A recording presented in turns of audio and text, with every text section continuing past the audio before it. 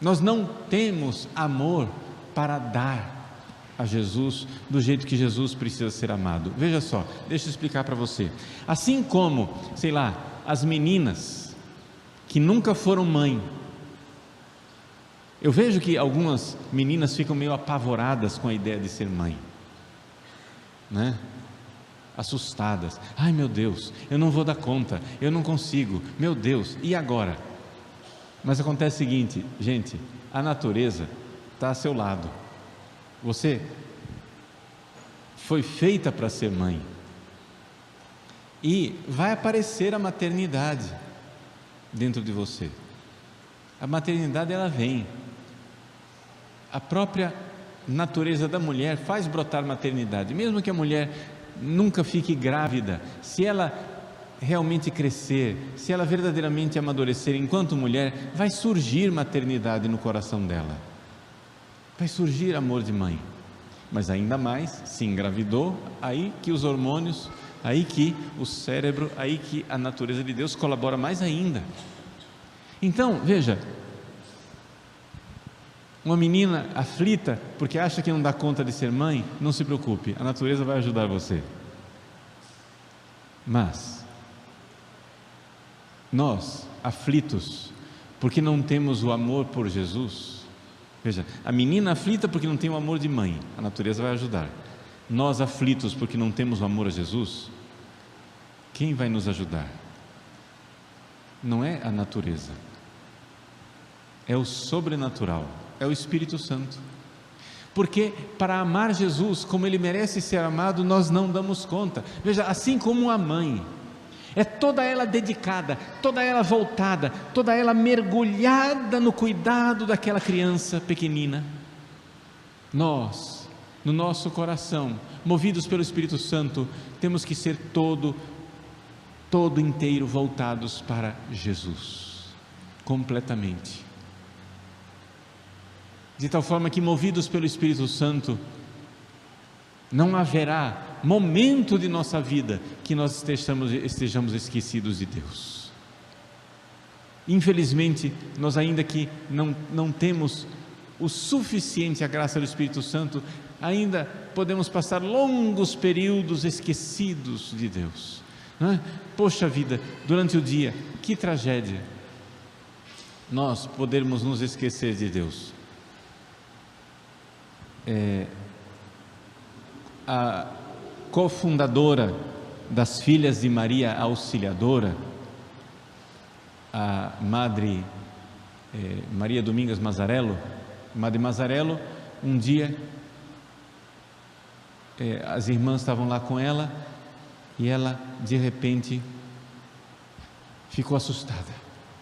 O que foi, Madre? O que está acontecendo com a senhora? E ela disse: meu Deus, aconteceu uma tragédia. O que aconteceu? Faz 15 minutos que eu não penso em Deus. Ou seja, a Santa Madre Mazzarello estava preocupada porque fazia 15 minutos que ela não pensava em Deus. É isso que faz o Espírito Santo. Mantém nosso coração todo ele voltado para Jesus, inteiramente. Mais do que a pessoa movida pelo Espírito Santo, é muito mais do que uma mãe dedicada e amorosa, voltada para o seu filho. Esses dias, eu estava conversando com um afilhado meu, que falava da própria mãe, né? E quando ele era criança, ele foi e perguntou para a mãe, né? A mãe muito devota, muito católica, mãe dedicada.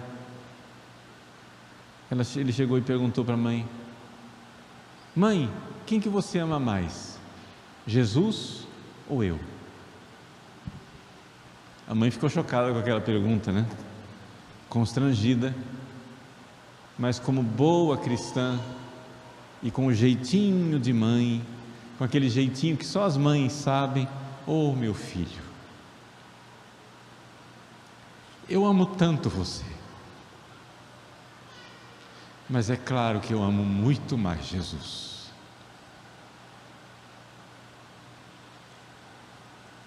Essa é uma mãe. É claro que eu amo muito mais Jesus. E é isso que faz o Espírito Santo.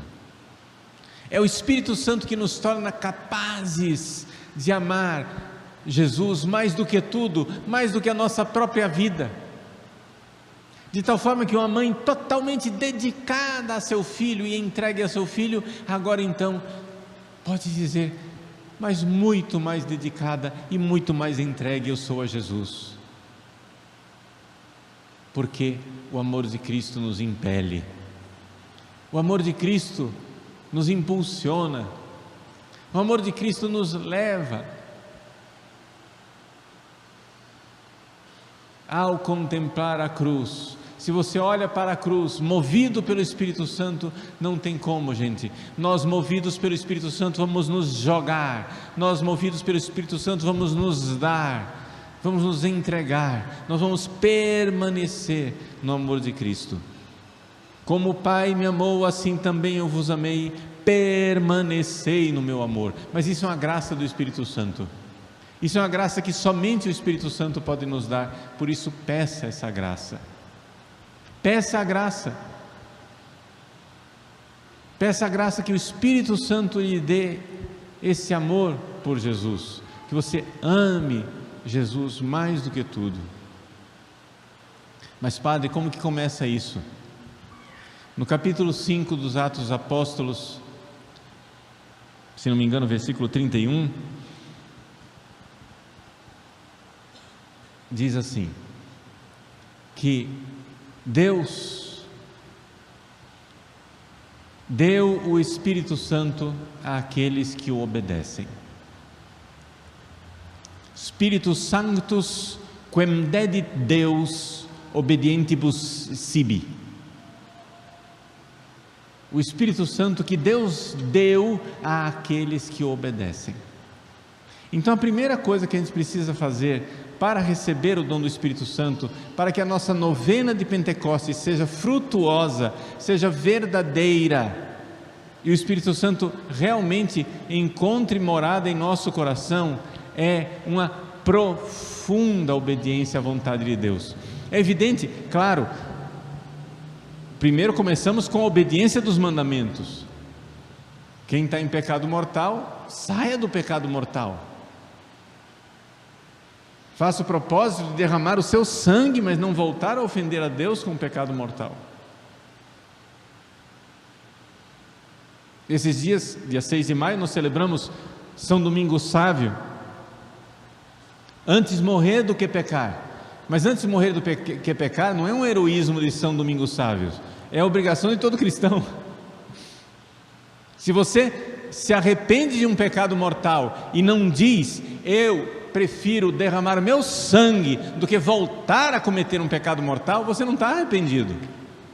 O arrependimento, meu querido, minha querida, arrependimento de pecado mortal, é você chegar e dizer: eu derramo meu sangue, mas eu não repito isso.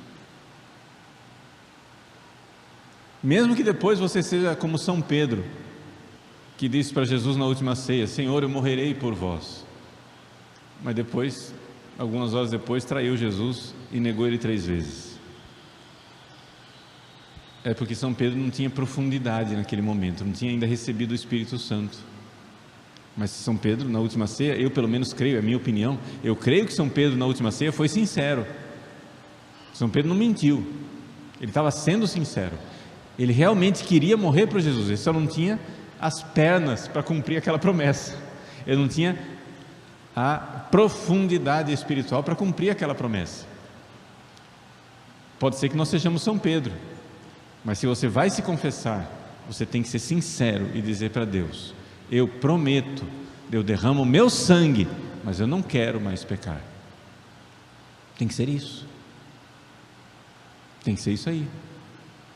Pois bem, o Espírito Santo, Spiritus Sanctus quem dedit Deus obedientibus sibi, o Espírito Santo que Deus deu àqueles que o obedecem, Então quer dizer o seguinte: primeiro os mandamentos, mas depois que você já cumpriu os mandamentos, que você já se livrou dos pecados mortais, existe aquela obediência de docilidade,